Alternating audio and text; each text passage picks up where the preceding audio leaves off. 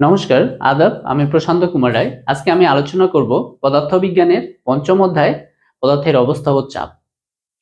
প্রথমে আমরা প্রতিটি ক্লাসকে এভাবে ভাগ করেছি, প্রত্যেকটা টপিকসের বেসিক কনসেপ্ট নিয়ে আমরা আলোচনা করব।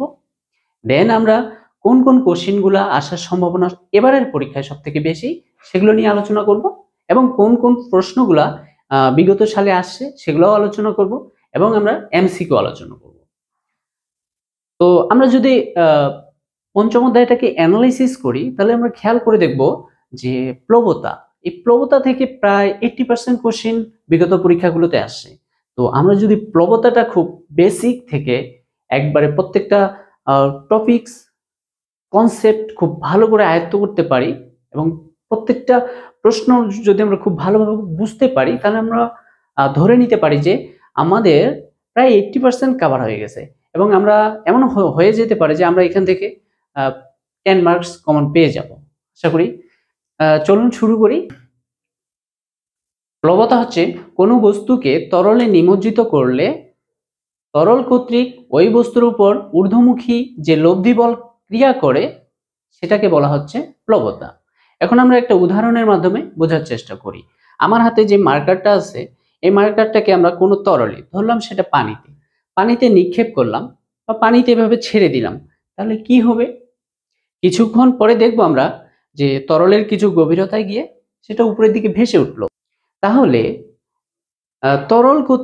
আমরা বলতে পারি এই যে কলমটা উপরের দিকে ভেসে উঠলো, এর কারণ কি?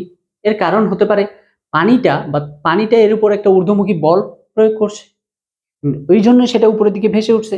আমরা যদি এটা বায়ুতে ছেড়ে দিই, তাহলে কি সেটা পড়েই যাবে। তাহলে পানিতে ছেড়ে দিলাম, এটা উপরের দিকে ভেসে উঠলো, অর্থাৎ পানি এর উপরে একটা ঊর্ধ্বমুখী বল প্রয়োগ করছে, যেটার কারণে সেটা ভেসে উঠছে। এখন আমাদের বোঝার বিষয় হচ্ছে লব্ধি বল। আমরা ঊর্ধ্বমুখী বলটা বুঝলাম যে পানি বা তরল এর উপরে ঊর্ধ্বমুখী একটা বল প্রয়োগ করছে। এবার আমরা বোঝার চেষ্টা করি আমাদের হচ্ছে লব্ধি বল।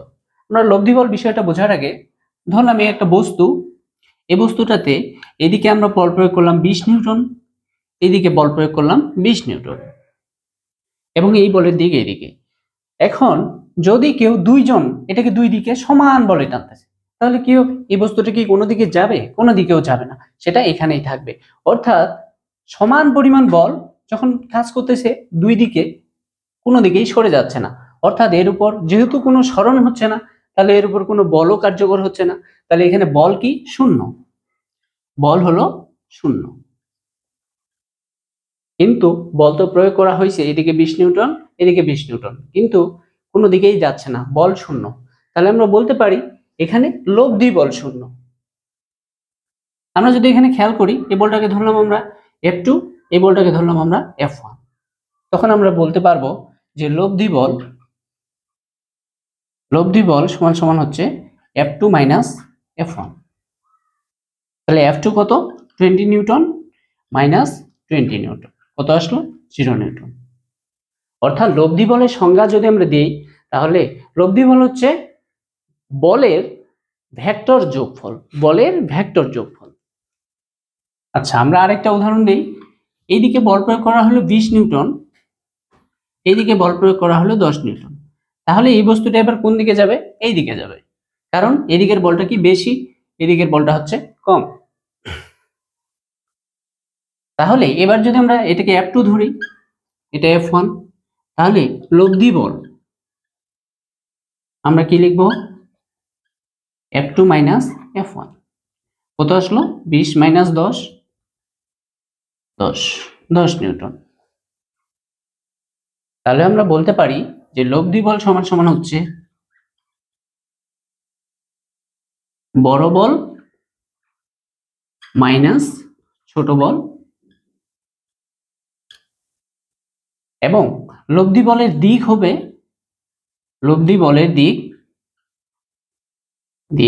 বড় বলের দিকে।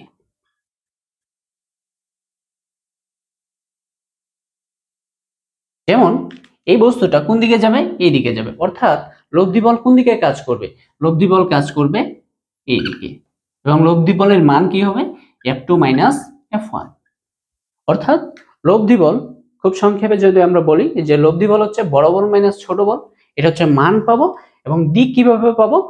বড় বলটা যেদিকে কাজ করবে লব্ধি বলটাও সেদিকে কাজ করবে। আশা করি বুঝছি।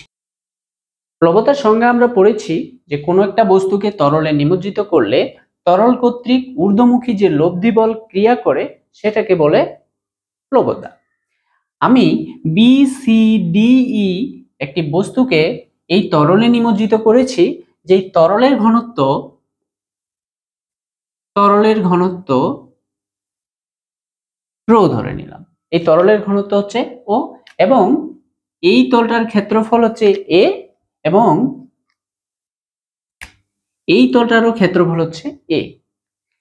এখন আমি এখানে দেখাইছি যে এই F1 বলটা নিচের দিকে কাজ করছে, F3 বলটা এদিকে কাজ করছে, F4 বলটা এদিকে কাজ করছে এবং F4 বলটা উপরের দিকে কাজ করছে। তো আমাদের যদি কারো এই প্রশ্নটা আসে মনে যে এই বলগুলা কোথা থেকে আসলো, F1 বলটা বুঝলাম যে এর উপরের পানিটার ওজনের কারণে এই বস্তুটার উপর একটা বল কার্যকর হচ্ছে, সেটা নিম্নমুখী। কিন্তু এই F2 বলটা কোথা থেকে আসলো? এটা ঊর্ধ্বমুখী। এবং F3 এবং F4 বল আসলো যেগুলো কি পরস্পর বিপরীতমুখী। এটা একটু বোঝার চেষ্টা করি। আমরা মাছের অ্যাকুরিয়ামে যদি খেয়াল করি, সেখানে যে এই যে বায়ুর বুদবুদগুলো উঠে, সেগুলা কেমন হয়? সাধারণত গোলাকার হয়। তো এখন প্রশ্ন আসে, এগুলো গোলাকার হওয়ার কারণ কি? সেটা তো চারদিকে এভাবেও ছড়িয়ে যেতে পারতো, কিন্তু সেটা এমন হয় না, কারণ চারদিক থেকেই এর উপর সমান পরিমাণ বল কার্যকর হয়। চারদিক থেকে এর উপর সমান পরিমাণ বল কার্যকর হয়। বায়ুর কণাগুলো যেমন চারদিকে ছড়িয়ে যেতে চায়, পানি বা এই যে তরলটা আছে, এই তরলটা তার উপর সমান পরিমাণ বল প্রয়োগ করে, ফলে এটা কি হয়? গোলাকার হয়। অর্থাৎ এই বস্তুটার উপর চারদিক থেকে বল কার্যকর হয় বা চারদিক থেকে প্রেসার কাজ করে, ঠিক একই রকম ভাবে এই বস্তুটার উপরেও চারদিক থেকেই বল কাজ করবে, প্রেসার কাজ করবে। এখন খেয়াল করি যে তরলের উপরিপৃষ্ঠ থেকে বিসির গভীরতা হচ্ছে H1 এবং উপরিপৃষ্ঠ থেকে ডি পৃষ্ঠের গভীরতা হচ্ছে H2। এখন আমরা খেয়াল করি যে H1 গভীরতায় চাপ আমি ধরে নিলাম এটা P1, এবং আমরা চাপ সমান সমান কি জানি? H rho g. তাহলে এখানে কি আসবে? H1 রো জি, যেখানে রোটা হচ্ছে কার ঘনত্ব? তরলের ঘনত্ব। এবং H2 গভীরতায়, আচ্ছা আমরা এটা পেলাম যে P1 সমান H1 রো জি। এখন আমরা যদি বলি বিসি তলে প্রযুক্ত বল, প্রযুক্ত চাপ হচ্ছে কি? P1। এখন আমরা জানি কি, যে খেয়াল করি যে চাপ সমান সমান হচ্ছে কি? বল ভাগ ক্ষেত্রফল। তাহলে বল সমান সমান কি লেখা যাবে? বল সমান সমান চাপ গুণন ক্ষেত্রফল। তাহলে আমাদের চাপ কি পেয়েছি? P1 এবং ইনটু এই তলটার ক্ষেত্রফল কি? A। তাহলে A ইনটু P1। এখন P1 সমান সমান আমরা কি পেয়েছি? চাপ সমান সমান কি? আমরা জানি চাপ সমান সমান হচ্ছে বল ভাগ ক্ষেত্রফল। তাহলে এই BC এর ক্ষেত্রে আমরা চাপ কি পেয়েছি? P1। তাহলে চাপ P1 এবং এই বলটা আমরা কি ধরে নিয়েছি? F1, এবং ক্ষেত্রফল আমরা কি ধরে নিয়েছি? A। তাহলে F1 সমান সমান আমাদের কি আসলো? A into P1। তাহলে F1 সমান সমান আমরা কি লিখতে পারি? A ইনটু P1 এর মান আমরা পেয়েছি H1 রো জি। তাহলে এই যে F1 বলটা কোন দিকে কাজ করবে? নিম্নমুখী। তাহলে আমরা একেবারে এটা লিখতে পারি, বিসি তলে নিম্নমুখী বল F1 সমান সমান আমরা কি পেয়েছি? A H1 রো জি। এবার খেয়াল করি যে ডি, তাহলে আমরা এভাবে করি যে H2 গভীরতায় চাপ P2 ধরে নিলাম। P2 সমান আমরা কি লিখতে পারি? তাহলে H2 গভীরতায় চাপ কি হবে? H2 রো জি, H2 রো জি। অতএব ডি তলে ঊর্ধ্বমুখী বল, এটা আমরা ধরে নিলাম F2। একই রকম ভাবে এখানে আমরা F2টা এদিকে বের করি যে P2 সমান আমরা কি বলবো? F2 ভাগ A। তাহলে F2 সমান আমাদের কি আসতেছে? A into P2। আচ্ছা, A ইন্টু P2 সমান আমরা A এবং P2 এর জায়গায় আমরা কি লিখতে পারি? H2 rho g. তাহলে কি আসলো? A H2 rho g. তাহলে আমরা ঊর্ধ্বমুখী যে বলটা সেটা কি? A H2 রো জি। এখন আমরা দেখলাম যে F1 বলটা কোন দিকে কাজ করবে? নিচের দিকে। এবং F2 বলটা কোন দিকে কাজ করবে? উপরের দিকে। এবার আমরা F4 বল এবং F3 বল নির্ণয় করব এবং F4 বল এবং F3 বল যে সমান সেটা দেখব। আমরা এই উচ্চতাটা ধরে নিলাম H3 এবং এই বিন্দুটা ধরে নিলাম। এখানেও আমরা এই বিন্দুটা ধরে নিলাম। এখান থেকে উপরে যতটুকু পানি আছে এই পানির ওজনের জন্য F4 বলটা কার্যকর হবে। সেটা কোন তলে কার্যকর হবে? সিডি তলে কার্যকর হবে। তো আমি ধরে নিলাম সিডি তলের ক্ষেত্রফল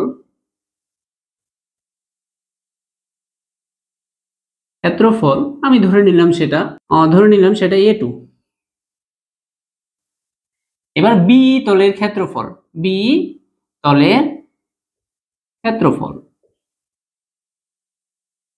এটাও কত? A2 সমান ক্ষেত্রফল বিশিষ্ট দুইটা তল। এবার আমি H3 গভীরতায় বি তলে প্রযুক্ত বল এবং সিডি তলে প্রযুক্ত বলটা নির্ণয় করে দেখব। তাহলে আমরা F4 সমান কি লিখতে পারি? একেবারে P4 ইন্টু A2। P4 চাপ সমান আমরা সবসময় জানি H রো জি।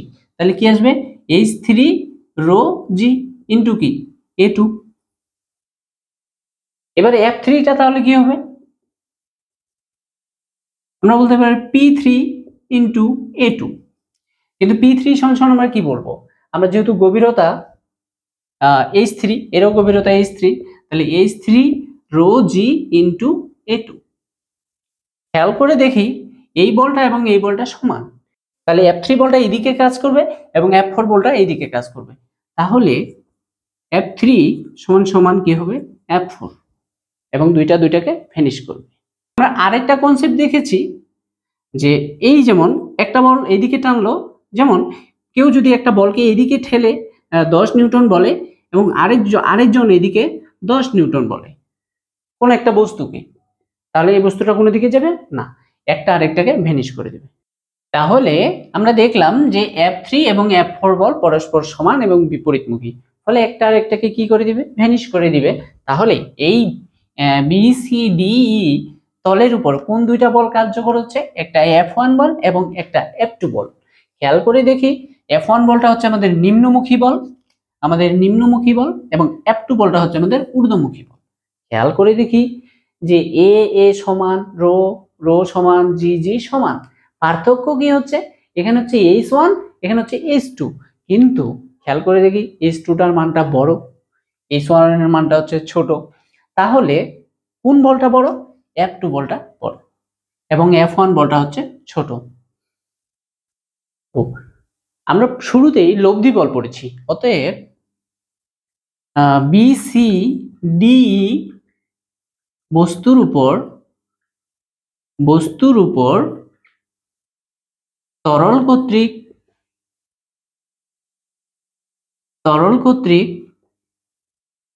ঊর্ধ্বমুখী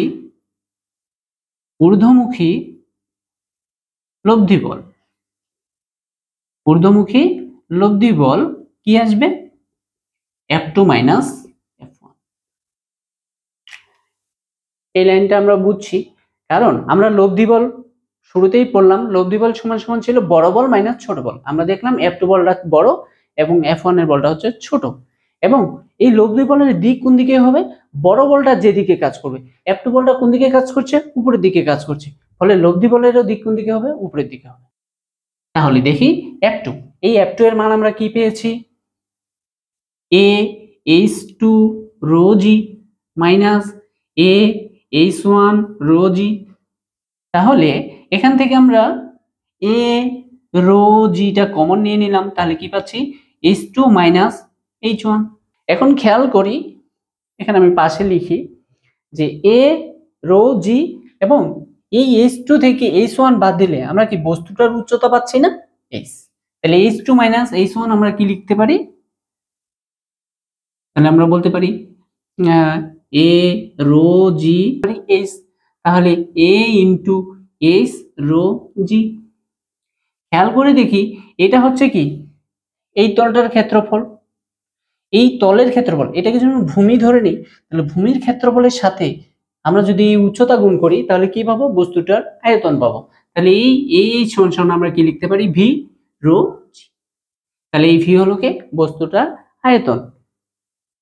তো এই যে বস্তুর উপর তরল কর্তৃক ঊর্ধ্বমুখী লব্ধি বলটাকে কি বলে, প্লবতা। তাহলে এটাই হলো আমাদের কিসের ইকুয়েশন, প্লবতার ইকুয়েশন। এখন আমরা তরলপূর্ণ একটা পাত্র নিলাম যেটা একেবারে পরিপূর্ণ এবং ভি মিটার কিউব আয়তনের একটা বস্তু নিলাম। এখন এই বস্তুটাকে যদি আমি এই তরলে নিমজ্জিত করি, এভাবে নিমজ্জিত করলাম, তাহলে এই বস্তুটার আয়তন যতটুকু অপসারিত ঠিক ততটুকু আয়তনের তরল কিন্তু অপসারিত হবে, অর্থাৎ বস্তুটার আয়তন যত অপসারিত তরলের আয়তনও তত।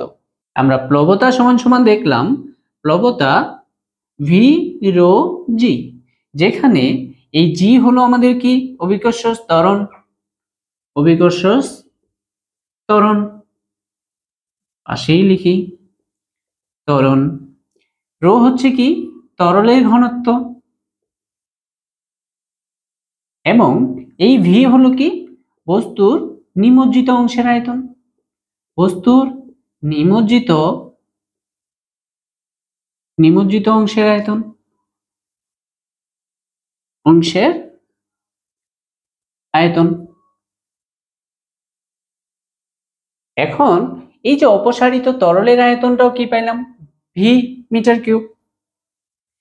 এখন এই অপসারিত তরলের ওজন বের করব, তাহলে ওজন সমান সমান আমরা কি জানি, mg, এবং আমরা ঘনত্ব সমান সমান কি জানি, এই তরলের ঘনত্ব আমরা কি ধরে নিয়েছি, রো। তাহলে ঘনত্ব সমান সমান কি ভর ভাগ আয়তন, অতএব রো সমান সমান কি আসলো, m ভাগ ভি। তাহলে m সমান সমান আসলো কি রো ভি। তাহলে এই m সমান সমান আমরা কি লিখতে পারি, ভি রো জি। আমরা খেয়াল করি যে এই যে প্লবতা আমাদের কি দেওয়া আছে, ভি রো জি, এবং এই অপসারিত তরলের ওজনও আমাদের কি আসলো, ভি রো জি। এটা হচ্ছে আমাদের কিসের আয়তন, অপসারিত তরলের ওজন আমাদের কি আসলো, ভি রো জি। এবং আমরা প্লবতাও সমান সমান কি পেলাম, ভি রো জি। অর্থাৎ বলা যায় যে প্লবতা সমান সমান অপসারিত তরলের ওজন। অতএব আমরা বলতে পারি অপসারিত তরলের ওজন সমান সমান প্লবতা। আমরা প্লবতা সমান সমান পড়লাম প্লবতা তরল কর্তৃক ঊর্ধ্বমুখী যে লব্ধি বল। আমরা খেয়াল করে দেখলাম প্লবতা হচ্ছে কি F2 মাইনাস F1। এই F2 মাইনাস F1 বলটা কোন দিকে কাজ করবে, উপরের দিকে কাজ করবে, কারণ প্লবতা হচ্ছে তরল কর্তৃক ঊর্ধ্বমুখী লব্ধি বল। এবং এটার মান আমরা কি পেলাম, ভি রো জি, যেখানে ভিটা হচ্ছে বস্তুর নিমজ্জিত অংশের আয়তন, রোটা হচ্ছে তরলের ঘনত্ব, জি হচ্ছে অভিকর্ষ ত্বরণ। এই ভি রো জি কোন দিকে কাজ করবে, উপরের দিকে কাজ করবে। আমরা যদি খেয়াল করি বায়ুতে এই বস্তুটার ওজন কোন দিকে কাজ করবে, ওজন ধরলাম আমরা ডব্লিউ নিউটন, এবং কোন দিকে কাজ করবে, নিচের দিকে কাজ করবে। এই তরল কর্তৃক এই যে প্লবতা বা ঊর্ধ্বমুখী লব্ধি বল, এটা কোন দিকে কাজ করবে, উপরের দিকে কাজ করবে, অর্থাৎ ওজন কাজ করছে নিচের দিকে এবং প্লবতা কাজ করছে উপরের দিকে। তাহলে খেয়াল করে দেখি তাহলে পানিতে এই ওজন তো নিচের দিকে কাজ করছে এবং F2 বলটা উপরের দিকে কাজ করছে, দুইটাই বল, তাহলে লব্ধি বল কি আসবে? লব্ধি লব্ধি বল বলতে পারি বা লব্ধি ওজন, লব্ধি ওজন, বা আমরা বলতে পারি পানিতে ওজন। পানিতে ওজন, পানিতে ওজন সমান সমান কি? ডব্লিউ। বায়ুতে ওজন থেকে আমরা কি বাদ দিব? এই যে লব্ধি বলটা বাদ দিব, তাহলে লব্ধি বলটা কি আসলো? ভি রো জি। অর্থাৎ বায়ুর ওজন থেকে আমরা প্লবতার ওজনটা বাদ দিলে কিসে ওজন পাবো? পানিতে ওজন পাবো। অর্থাৎ এই ভি রো জি পরিমাণ ওজন কোন একটা বস্তুকে তরলে নিমজ্জিত করলে সেটা ভি রো জি পরিমাণ ওজন হারিয়ে ফেলবে। সুতরাং আমরা একটি বাক্যের মাধ্যমে লিখতে পারি প্লবতা সমান সমান বস্তুর হারানো ওজন সমান সমান বস্তু কর্তৃক অপসারিত তরলের ওজন সমান সমান তরল কর্তৃক ঊর্ধ্বমুখী লব্ধি বল সমান সমান কি? ভি রো জি। এখানে ভি হচ্ছে বস্তুর নিমজ্জিত অংশের আয়তন, রো হচ্ছে যেই তরলে বস্তুটিকে নিমজ্জিত করা হবে সেই তরলের ঘনত্ব, এবং জি হচ্ছে অভিকর্ষজ ত্বরণ। আশা করি বুঝছি। এখন আমরা প্লবতার একটা ম্যাথ দেখি। বক্সের আয়তন 1 মিটার কিউব এবং বক্সটির 0.25 মিটার কিউব পানিতে নিমজ্জিত আছে। প্লবতার মান কত? অর্থাৎ আমাদের দেওয়া আছে যে এই যে বক্সটা, এটার মোট আয়তন 1 মিটার কিউব এবং এই যে এই বস্তুটার কতটুকু তরলে নিমজ্জিত আছে? বক্সটির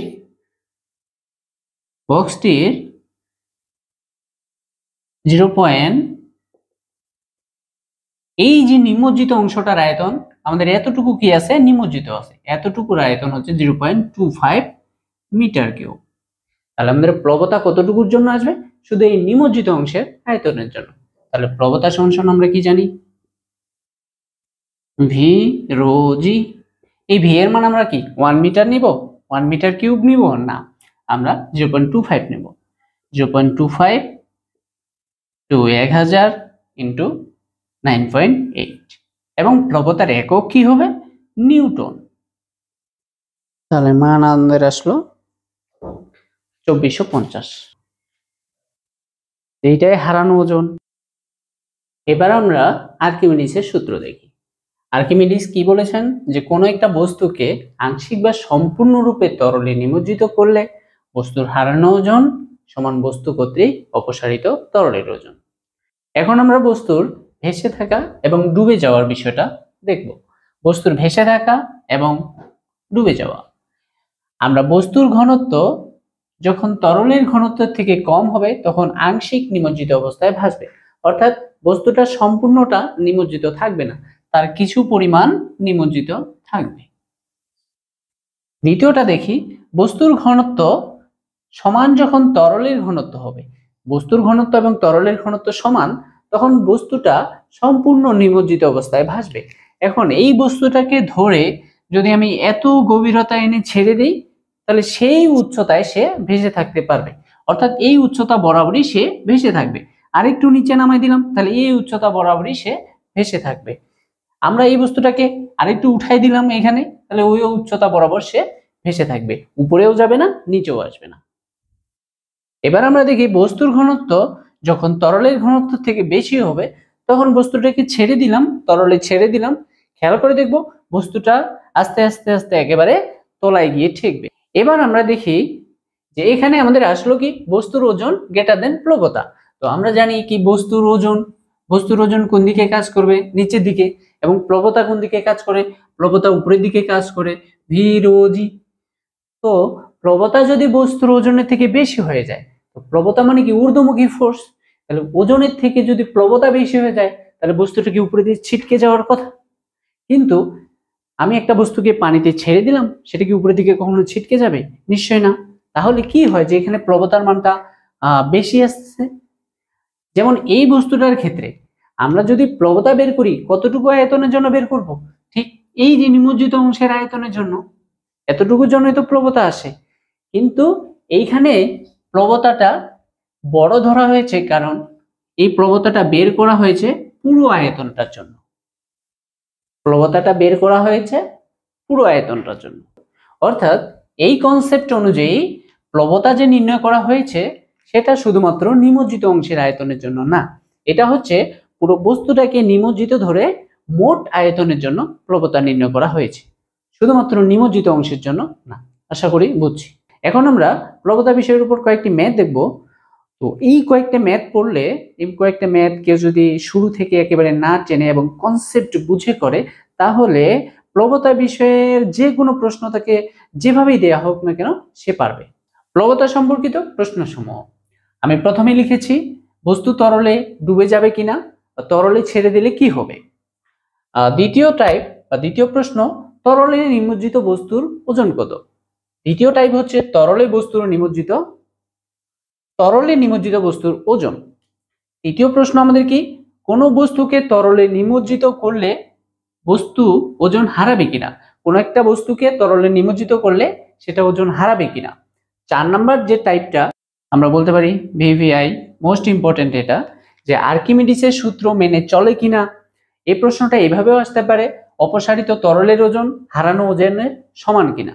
5 নাম্বার টাইপটা দেখি, যে বস্তুটি তরলে কত শতাংশ ডুবে থাকবে বা ভেসে থাকবে। যারা প্লবতার কনসেপ্টটা খুব ভালোভাবে বুঝে থাকবে তারাই এটা করতে তাদের কোনো সমস্যা হবে না। 6 নাম্বার যে প্রশ্নটা, সোনার মুকুটে খাদ মেশানো হয়েছে কিনা, এটাও খুব ইম্পর্টেন্ট। সেক্ষেত্রে আমরা দেখব যে সোনার মুকুট বা সোনার যে কোনো উপকরণ হতে পারে, সেটার ঘনত্ব যখন সোনার ঘনত্ব থেকে কম আসবে তখন আমরা ধরে নিব যে সেটাতে খাদ মেশানো হয়েছে এবং সেটা খাঁটি না। শেষ যে প্রশ্নটা, শেষ টাইপ, তরলে সম্পূর্ণ নিমজ্জিত অবস্থায় ভাসাতে কি ব্যবস্থা নিতে হবে। এখন আমরা পড়েছি যে একটা বস্তু তরলে সম্পূর্ণ নিমজ্জিত অবস্থায় কখন ভাসবে, যখন তরলের ঘনত্ব এবং বস্তুর ঘনত্ব সমান হবে। তখন আমাদেরকে এভাবে দেখাতে হবে যে বস্তুর ঘনত্ব সমান তরলের ঘনত্ব হতে হবে। প্লবতার ম্যাথ করার সময় আমাদেরকে স্টেপ বাই স্টেপ প্রত্যেকটা বিষয়ে চিন্তা করতে হবে, বুঝতে হবে এবং স্টেপ বাই স্টেপ আমাদেরকে ডিসিশন নিতে হবে। ধরি কাঠের ঘনত্ব rho kilogram per metre cube, পানির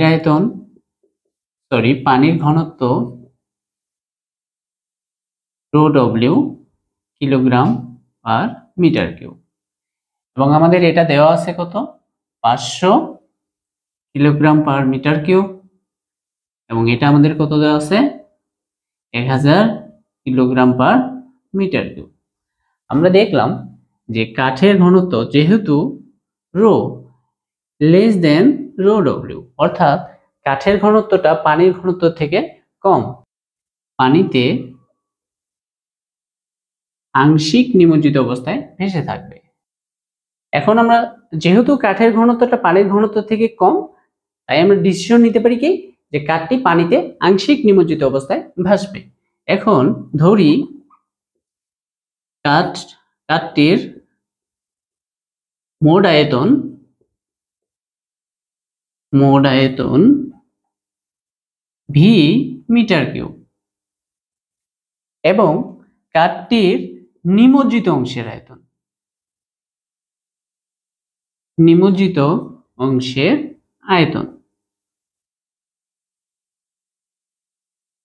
আয়তন V1 মিটার কিউব। অর্থাৎ আমাদের বিষয়টা কি, যে এই কাঠটা পানিতে কি সম্পূর্ণ নিমজ্জিত অবস্থায় ভাসবে না, তার কিছু পরিমাণ ডুবে থাকবে। তাহলে এই নিমজ্জিত অংশের আয়তন আমরা ধরলাম V1 মিটার কিউব। এই কাঠটা পানিতে কখন ভেসে থাকবে, যখন এই কাঠটার ওজন কি হয়ে যাবে, শূন্য হয়ে যাবে। অর্থাৎ এই বস্তুটা ভেসে থাকবে কিসের জন্য, বস্তুটা যখন একেবারে ওজন হারিয়ে ফেলবে। বস্তুটা কার জন্য ওজন হারিয়ে ফেলে, প্লবতার জন্য। এবং আমরা কি পড়েছি, প্লবতা সমান সমান হচ্ছে হারানো ওজন। তাহলে এই কাঠটা আংশিক বা সম্পূর্ণ রূপে নিমজ্জিত অবস্থায় তখনই ভেসে থাকবে যখন সে তার সম্পূর্ণ ওজন হারিয়ে ফেলবে। অর্থাৎ আমরা বলতে পারি হারানো ওজন সমান সমান বস্তুর ওজন। অর্থাৎ বস্তুটা তার সম্পূর্ণ ওজন হারিয়ে ফেললেই সে কেবল ভেসে থাকবে, সেটা আংশিক নিমজ্জিত অবস্থায় হোক বা সম্পূর্ণ নিমজ্জিত অবস্থায় হোক। আশা করি বুঝছি এতটুকু। এখন আমরা দেখি যে যেহেতু যেহেতু বস্তুটি আংশিক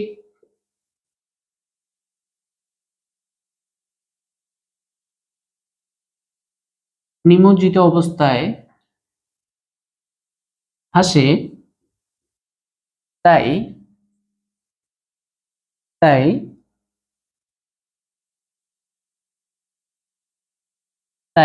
এখানে বস্তুটি না বলে আমরা কাঠটি বলতে পারি, তাই কাঠটি তার সম্পূর্ণ ওজন হারিয়ে ফেলবে। অতএব আমরা বলতে পারি হারানো ওজন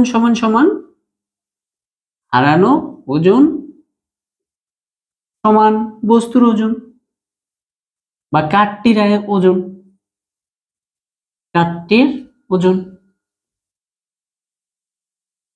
এখন কাঠটার আয়তন আমরা কি ধরে নিয়েছি? কাঠটার মোট আয়তন হচ্ছে ভি মিটার কিউব, এবং আমরা ভর ধরে নিই এম। তাহলে আমরা কি লিখবো? ওজন সমান কি? এমজি। এবং এই কাঠটার ঘনত্ব আমরা কি ধরে নিয়েছি? রো। এবং আমরা দেখলাম যে রো সমান কি? এম ভাগ ভি। তাহলে এম সমান কি আসবে? রো ভি বা ভি রো। তাহলে আমরা কি পাইলাম? ভি রো জি, যেখানে ভিটা হচ্ছে কি?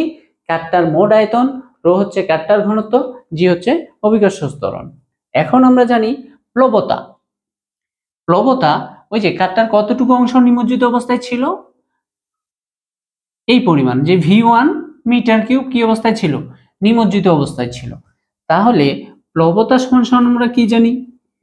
বস্তুর যতটুকু অংশ নিমজ্জিত থাকবে ততটুকু আয়তন নিতে হবে। তাহলে প্লবতা সমান কি? V1 rho W. কারণ আমরা যেই আচ্ছা, এটা হচ্ছে নিমজ্জিত অংশের আয়তন, এটা হচ্ছে যেই তরলটাতে নিমজ্জিত থাকবে সেই তরলের ঘনত্ব, আর জি হচ্ছে অভিকর্ষ ত্বরণ। এখন আমরা খেয়াল করি আর্কিমিডিসের সূত্র কি বলছে? প্লবতা সমান কি হয়? সব সময় হারানো ওজন হয়। প্লবতা সমান হারানো ওজন।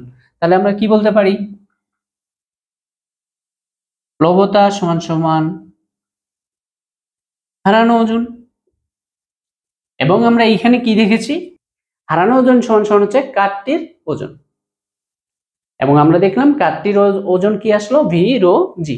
অতএব আমরা বলতে পারি প্লবতা হচ্ছে কি? V1 rho W G. এবং হারানো ওজন সমান কি? ভি রো জি। বা আমরা এটা এই পাশে নিয়ে আসি, এই জি কেটে দিতে পারি। তাহলে কি আসলো? V1 রো ডব্লিউ is equal to v rho, বা V1 ভাগ ভি। আমরা এই ভিটা এই পাশে নিয়ে আসলাম, তাহলে এই পাশে কি আসবে? রো ভাগ রো ডব্লিউ। তাহলে কি আসতেছে? V1 ভাগ ভি। রো এর মান আমরা কত পেয়েছি? দেওয়াই ছিল আমাদের 500। রো ডব্লিউ কত ছিল? 1000। তাহলে কাটাকাটি করে কি আসবে? 2 হাফ। কাটাকাটি করে আসবে আমাদের হাফ, বা V1 সমান কি বলতে পারি? ভি ভাগ 2। অর্থাৎ কতটুকু ডুবে থাকবে? অর্ধেক পরিমাণ ডুবে থাকবে।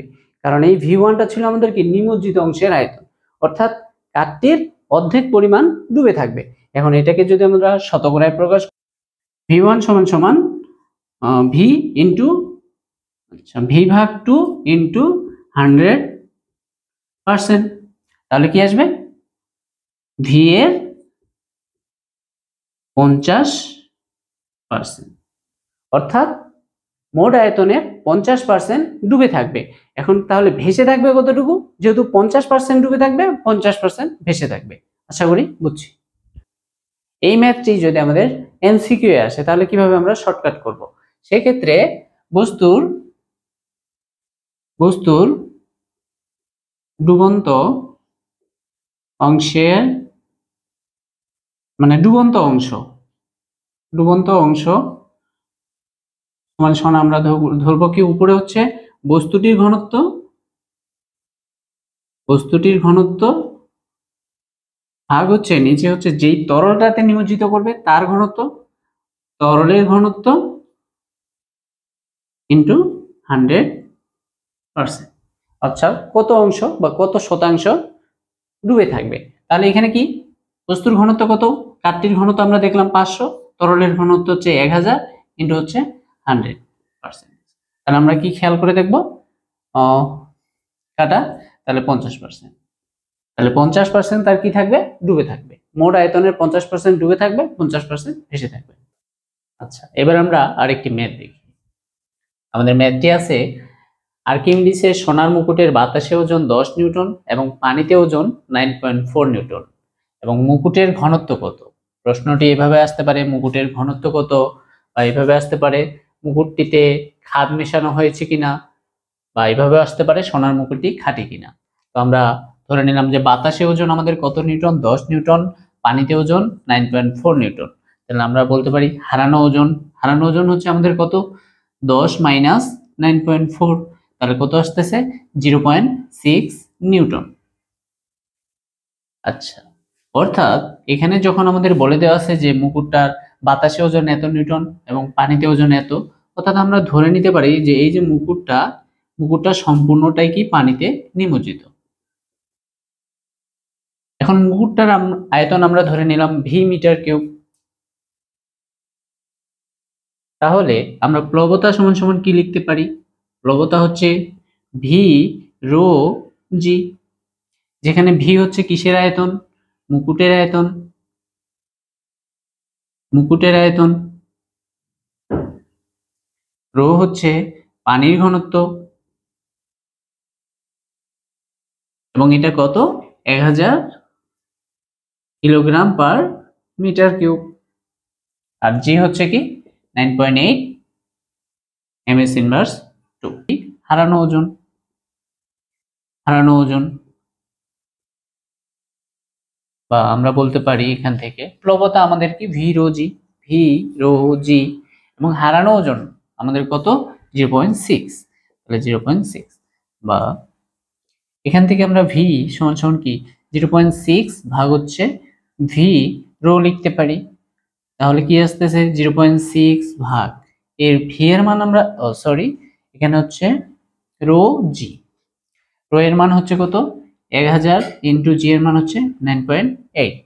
তাহলে আমাদের মানটা কত আসতেছে, আমাদের মান আসলো 6.12 ইন্টু 10 ইনভার্স 5 মিটার কিউব। তাহলে আমরা আয়তন পেয়ে গেলাম। এখন আমরা এই আয়তন দিয়ে এই মুকুটটার ঘনত্ব বের করব। এখন আমরা এই যে বাতাসে ওজন, এখান থেকে সোনার মুকুটের ভর বের করি। সোনার মুকুটের ভর এম, এম সমান সমান আমরা কি লিখবো, আমরা জানি ডব্লিউ সমান সমান কি ওজন, এম সমান ডব্লিউ সমান সমান এম জি, তাহলে এম সমান সমান কি হবে, ডব্লিউ ভাগ জি, তাহলে 10 ভাগ 9.8 গ্রাম, সরি কিলোগ্রাম, তাহলে কত আসতেছে, 10 ভাগ 9.8, 1.02 কিলোগ্রাম, কিলোগ্রাম। এখন আমরা সোনার মুকুটের ভর পেয়ে গেলাম 1.02 কিলোগ্রাম, এবং সোনার মুকুটের আয়তন আমরা কত পেয়েছি, এত। অতএব সোনার মুকুটের ঘনত্ব, অতএব সোনার মুকুটের ঘনত্ব, তাহলে সোনার মুকুটের ঘনত্ব কি, এম ভাগ ভি। এখন এম এর মান কত, 1.02 ভাগ হচ্ছে কত, 6.12 ইন্টু 10 ইনভার্স 5। তাহলে আমরা আমাদের মানটা আমরা খেয়াল করি,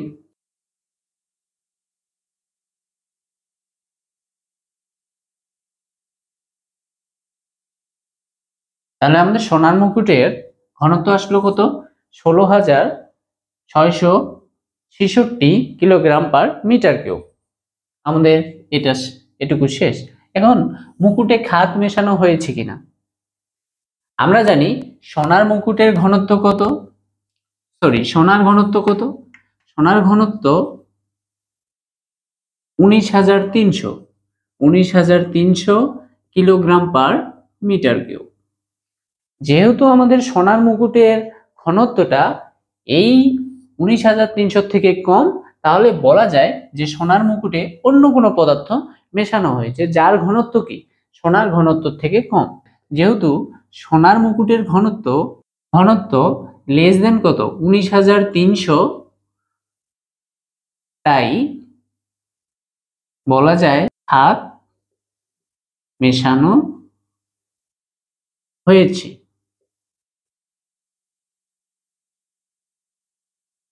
যেহেতু সোনার মুকুটের ঘনত্ব 19,300 থেকে কম, তাই বলা যায় খাদ মেশানো হয়েছে। এবং এটুকু আমরা ডিসিশন নিতে পারি সোনার মুকুটটি খাঁটি না। আশা করি বুঝছি। এবার আমরা আরেকটি ম্যাথ দেখি, যেখানে আমাদের জানতে চেয়েছে যে আর্কিমিডিসের সূত্র মেনে চলে কিনা। তো আমরা আগে প্রশ্নটা দেখি। আমাদের বলছে 200 গ্রাম ভরের একটি আয়তকার বস্তুর ক্ষেত্রফল কত দেওয়া আছে 24 সেন্টিমিটার স্কোয়ার এবং উচ্চতা আমাদের দেওয়া আছে 3 সেন্টিমিটার, এবং বস্তুটাকে কোথায় নিমজ্জিত করা আছে কেরোসিনে বস্তুর ওজন কত 1.4 নিউটন, এবং আমাদের কেরোসিনের ঘনত্ব দেওয়া আছে যে 800 কিলোগ্রাম পার মিটার কিউব। আমাদের প্রশ্নে জানতে চেয়েছে আর্কিমিডিসের সূত্র মেনে চলে কিনা। তো আর্কিমিডিসের সূত্রটা কি, বস্তুর হারানো ওজন সমান সমান হচ্ছে বস্তু কর্তৃক অপসারিত তরলের ওজন।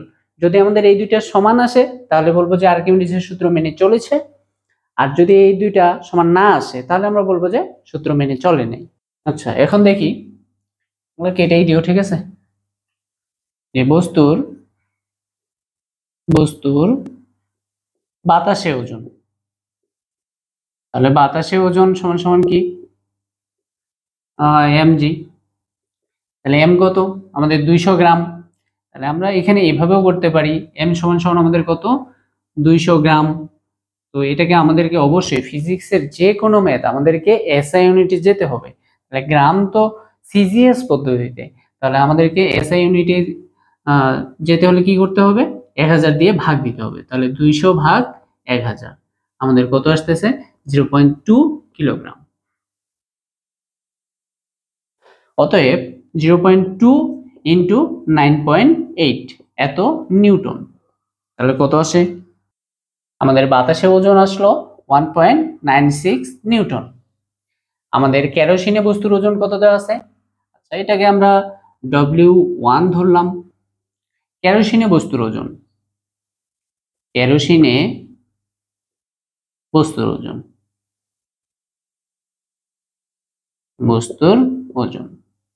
এটাকে আমরা W2 ধরলাম, সরি এটাকে আমরা W2 ধরি এবং এটাকে আমরা W1 ধরি। তাহলে W1 কত আসতেছে দেওয়াই আছে আমাদের 1.4 নিউটন। আমরা দেখি এখানে 1.6 নিউটন এবং কেরোসিনে ওজন হচ্ছে 1.4 নিউটন। তাহলে কি কিছু পরিমাণ ওজন সে বস্তুটা হারিয়ে ফেলেছে। অতএব আমরা বলতে পারি হারানো ওজন।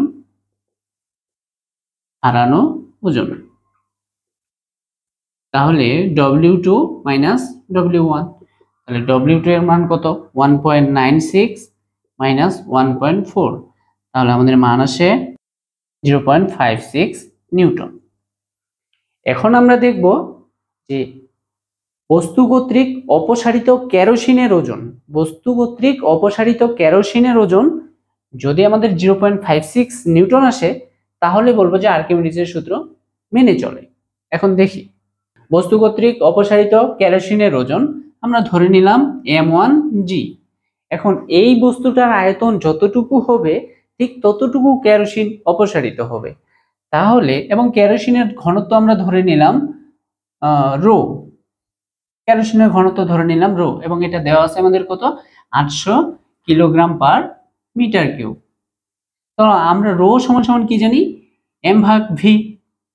তাহলে এখানে যেহেতু ভর আমরা m1 ধরে নিছি, তাহলে m1 সমান সমান আমাদের কি আসবে v ইন্টু রো।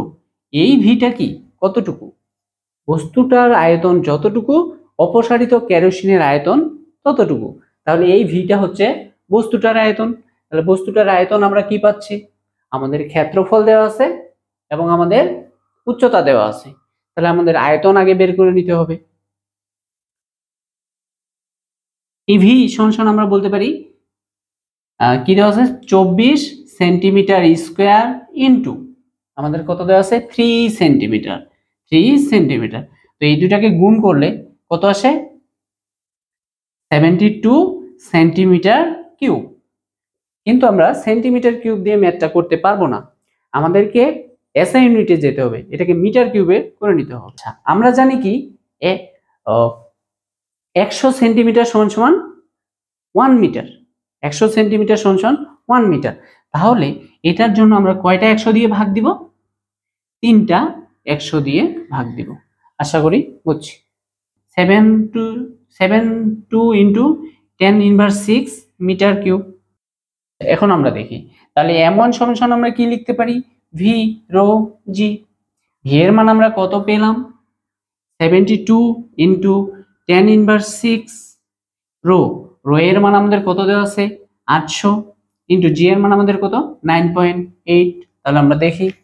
আচ্ছা, আমরা হিসাব করে পেলাম 0.56448 নিউটন।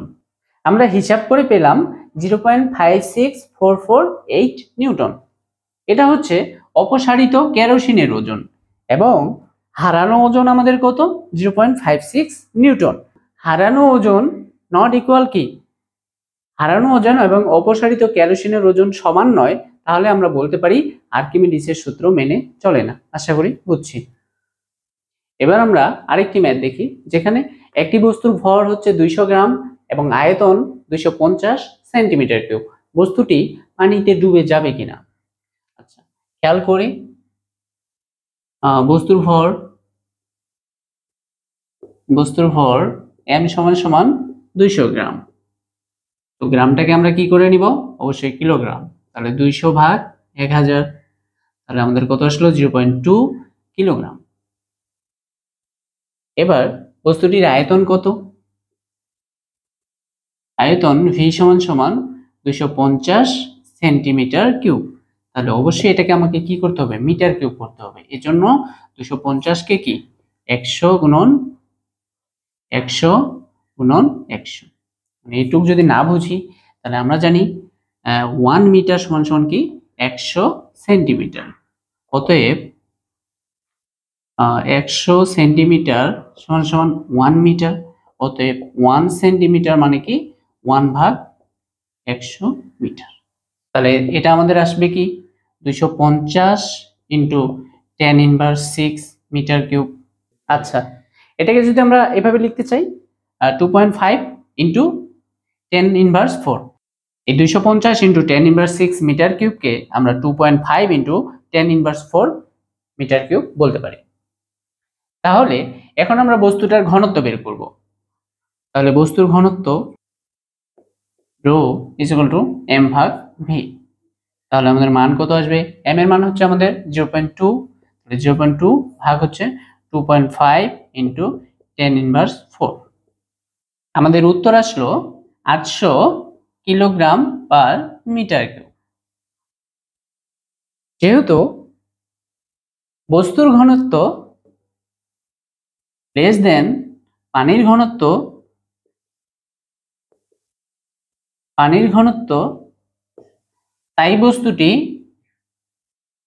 তাই বস্তুটি আংশিক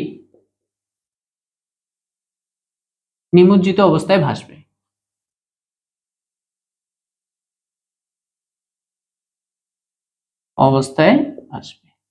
প্রবণতা বিষয়ের প্রত্যেকটি কনসেপ্ট আমি ধরে ধরে বোঝানোর চেষ্টা করেছি। যদি এরপরেও প্রশ্ন থেকে থাকে তাহলে কমেন্ট সেকশনে জানাবেন। আমাদের আলোচনা যদি আপনাদের ভালো লেগে থাকে তাহলে অবশ্যই ফেসবুক পেজে ফলো দিয়ে এবং ইউটিউবে সাবস্ক্রাইব, লাইক, কমেন্ট, শেয়ারের মাধ্যমে আমাদের পাশে থাকবেন। ধন্যবাদ।